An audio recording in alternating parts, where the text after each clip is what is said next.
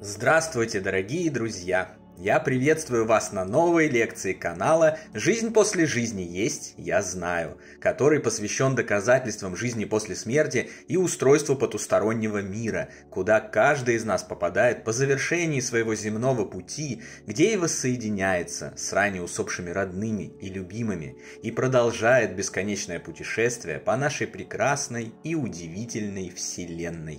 Если вам нравится то, что мы делаем, вы можете поддержать работу нашего ресурса донатом по ссылке в описании видео. Благодаря вашей поддержке наши ресурсы остаются бесплатными для всех. Большое вам спасибо! Сегодня я расскажу вам, что происходит в первую годовщину перехода близких, какие послания с того света можно получить в этот день, если знать, куда смотреть, и как направить все это к своему собственному благу и благу других людей, живущих рядом с вами. Приступим.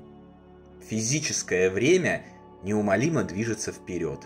Каждый, потерявший своих родных людей, со временем удаляется от самого тяжелого дня жизни, и одна за другой проходит годовщины печальных событий, когда жизнь разделилась на «до» и «после».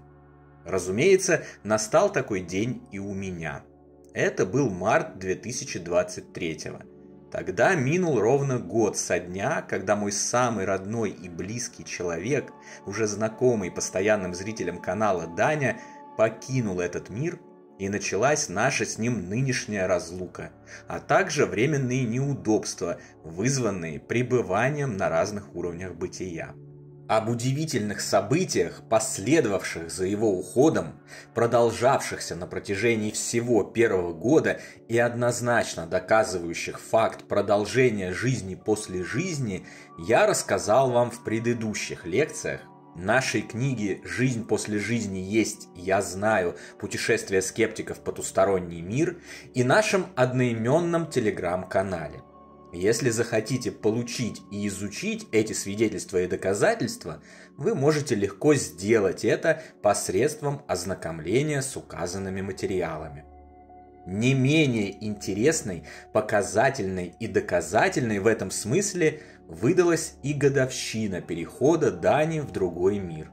Разумеется, став за первый истекший год свидетелем огромного количества так называемых паранормальных явлений, в которые не поверит ни один скептик, а порой не верилось и мне самому, тогда я уже был готов к тому, что в сам день годовщины и дни вокруг него произойдут какие-то новые невероятные события, и будет очередная встреча с Даней. По мелочам так все и было.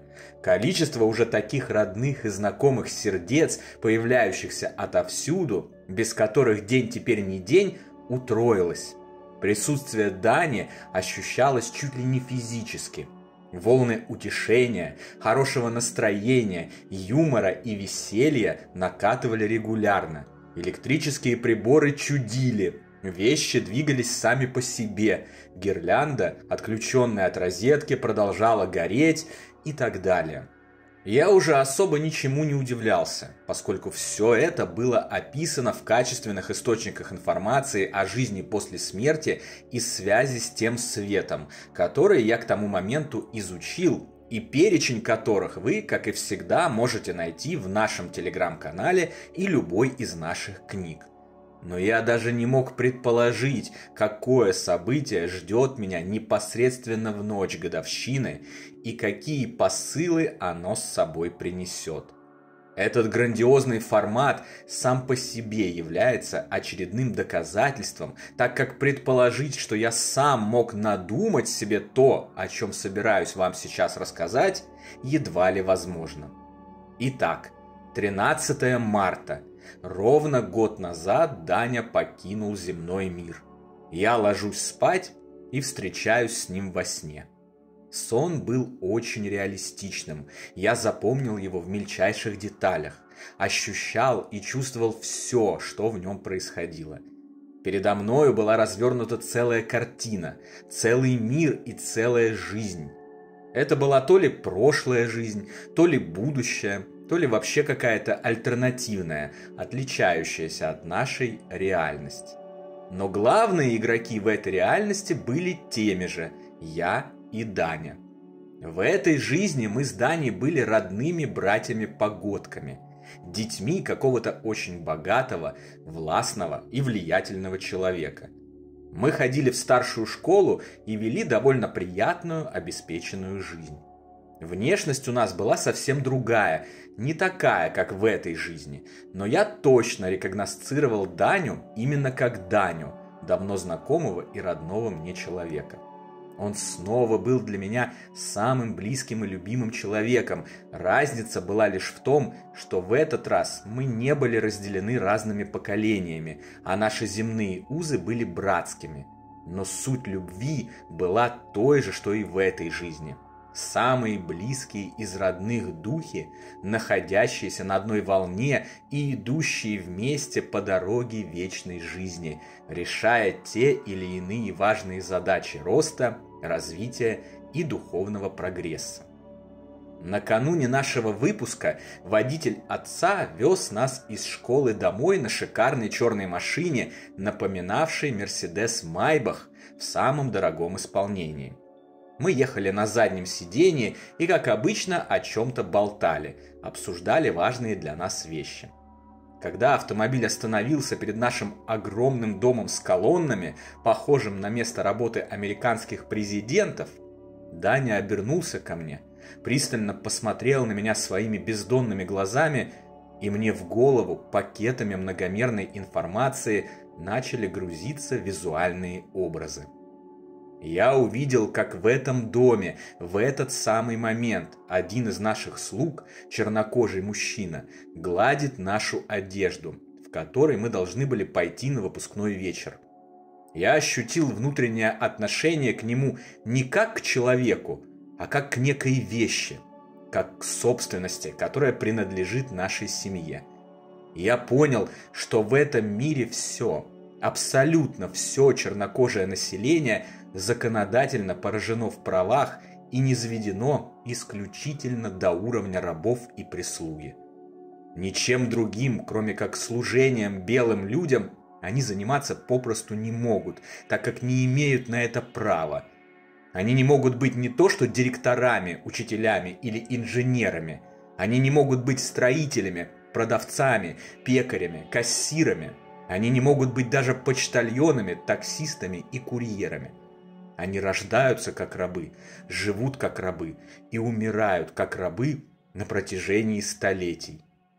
Все, кто нарушает или пытается нарушать этот закон, физически уничтожаются и становятся показательным инструментом страха для остальных.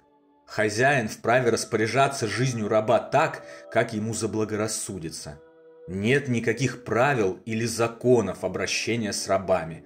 Хочешь – убивай, хочешь – насилуй, хочешь – издевайся или поручай самую тяжелую работу, которая в конечном итоге все равно убьет.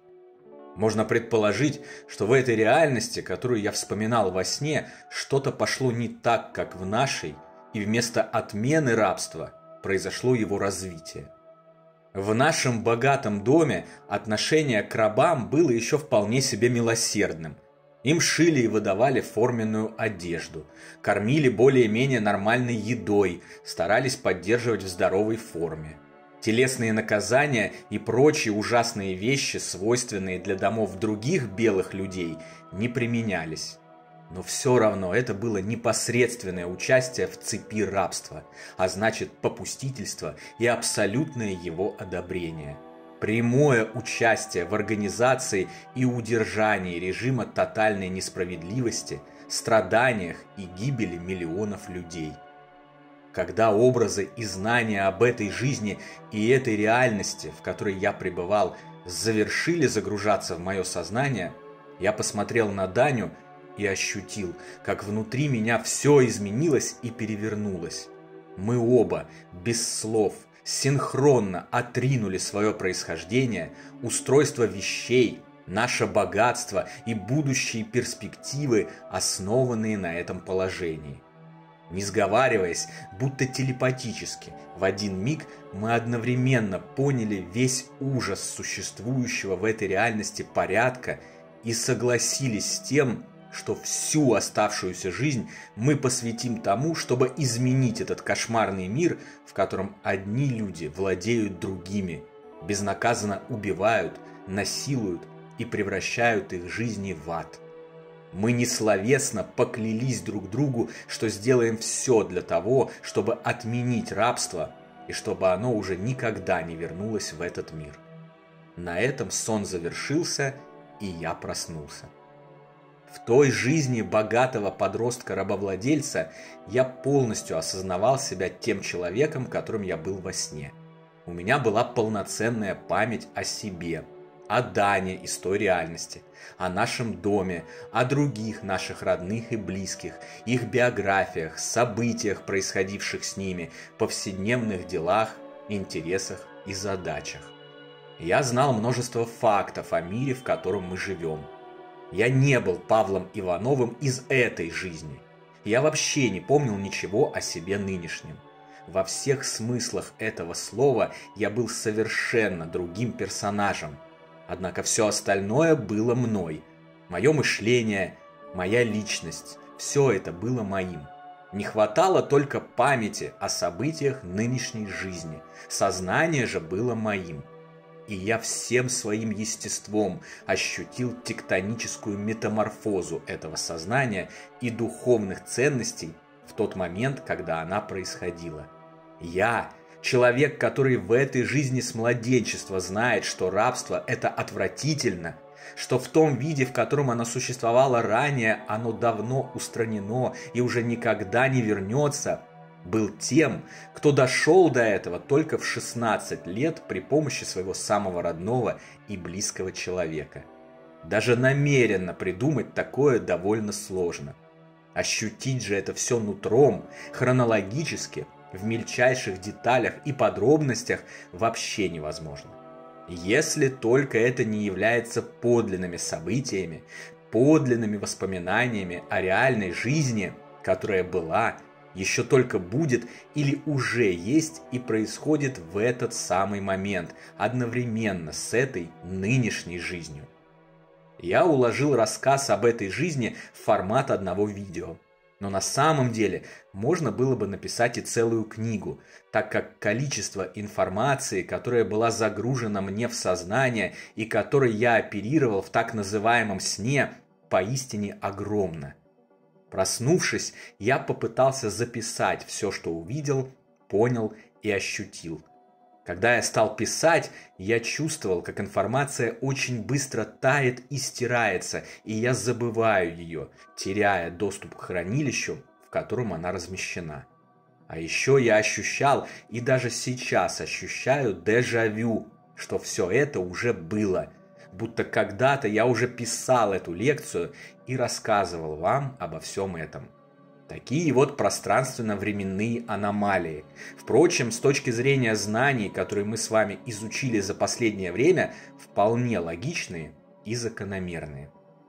В день годовщины ухода Дани из плотного мира я еще раз убедился в том, что наша жизнь не ограничивается отрезком физического существования, усредненно равным 60 оборотам планеты вокруг Солнца. Я еще раз получил уверенные доказательства того, что мы идем через вселенскую вечность вместе со своими родными и любимыми, что мы определенным образом влияем друг на друга в любой из жизней, помогаем друг другу в каждом воплощении, что наша новая встреча неизбежна, как неизбежны и наши новые приключения, наши новые, важнейшие для Вселенной цели и задачи, которые мы обязательно одолеем вместе. У вас события и явления дней вокруг годовщины ухода родных и любимых людей могут отличаться, но суть их все равно останется той же самой. В эти дни совершенно точно происходит интенсификация связи между мирами, и мы можем получать послания, знаки и сигналы с того света в гораздо большем количестве и объеме, чем в дни обычные. Просто будьте внимательны, развивайте бдительность, наблюдайте, не сомневайтесь, считывайте информацию, которую стремятся донести духи из потустороннего мира, и вы обязательно увидите, считаете и получите новые знания, утешения и еще больше продвинетесь в уверенности, что ничто и никогда не заканчивается. Любовь вечна, как вечна жизнь и наша нерушимая связь с близкими. На сегодня это все, дорогие друзья. Дополнительную интересную и полезную информацию за пределами лекций, ответы на ваши вопросы о жизни после смерти в целом и по этой лекции в частности, а также познавательные статьи о потустороннем мире вы найдете в нашем телеграм-канале. Ссылка на него, как всегда, в описании видео и на экране.